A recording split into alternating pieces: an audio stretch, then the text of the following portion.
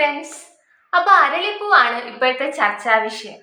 അരളിപ്പൂ കഴിച്ച് ഒരു പെൺകുട്ടി മരിച്ചു.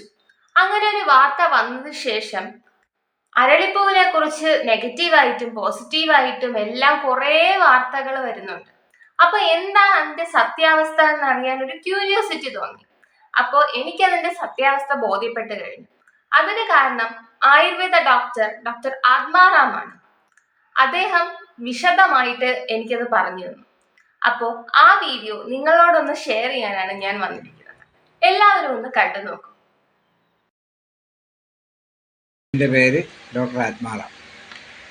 ഞാനൊരു ആയുർവേദിക് പ്രാക്ടീഷണർ. അരളിപ്പൂവിൽ വിഷമുണ്ടോ എന്നുള്ള ചോദ്യത്തിൻ്റെ ഉത്തരമാണ്. പുരാതന കാലം മുതൽക്കേ ഇത് അരളി ഒരു ഉപവിഷമായിട്ടാണ് കണക്കാക്കിയിട്ടുള്ളത്.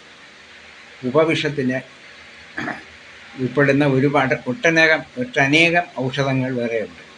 അതിൽ പ്രധാനപ്പെട്ടതാണ് അരളി. ഇത് പുതിയ ഒരറിവല്ല, മുൻപേ ഉള്ള അറിവാണ്. പക്ഷേ അത് വളരെ ഗുരുതരമായ അവസ്ഥയിലുള്ള ഒരു വിഷാംശം ഉള്ളതല്ല. അഥവാ അത് കൂടുതലായിട്ട് കൺസ്യൂം ചെയ്താൽ മാത്രമേ അതൊരു വിഷമായിട്ട് മാറുകയുള്ളൂ. സാധാരണ പണ്ട് പുരാതനം നമ്മുടെ വീടുകളിലൊന്നും അരളി വീട്ടുമുറ്റത്തോ വീടിൻ്റെ പരിസരത്തോ വയ്ക്കാറില്ല. വേലി പത്തലിൽ മാറിയാണ് ഇത് വയ്ക്കാറുള്ളത്. പ്രത്യേകിച്ചും മഞ്ഞ അരളി. അത് ഈ സാധാരണ ഈ അമ്പലങ്ങളിൽ ഉപയോഗിക്കുന്ന അരളിയുടെ 4 ഇരട്ടി വിഷാംശം ഉള്ളതാണ്. എന്നാൽ ഈ ഉപവിഷത്തെ ചില ഔഷധങ്ങളാക്കി ശുദ്ധീകരിച്ച് ആയുർവേദ മരുന്നുകളിൽ പണ്ട് കാലത്ത് ഉപയോഗിച്ചിരുന്നു. ഇപ്പോൾ ആരും അത് ഉപയോഗിക്കാറില്ല.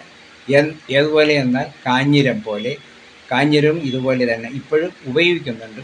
ശുദ്ധീകരണ പ്രക്രിയയിൽ കൂടി അതിൻ്റെ വിഷാംശത്തെ കുറച്ച് ഉപയോഗിക്കാൻ പറ്റും.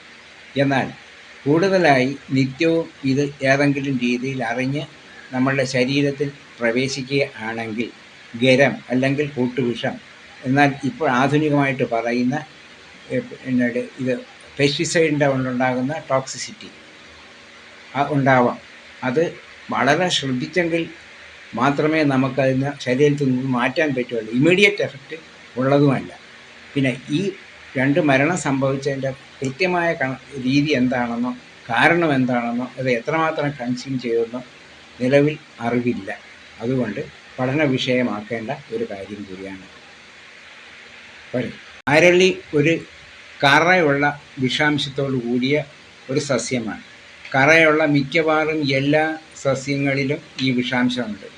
പ്രത്യേകിച്ചും അരളി, കാഞ്ഞിരം, കള്ളിച്ചെടി അങ്ങനെയുള്ള കുറേ അധികം ചെടികൾ എല്ലാം കറയുള്ളതാണ്.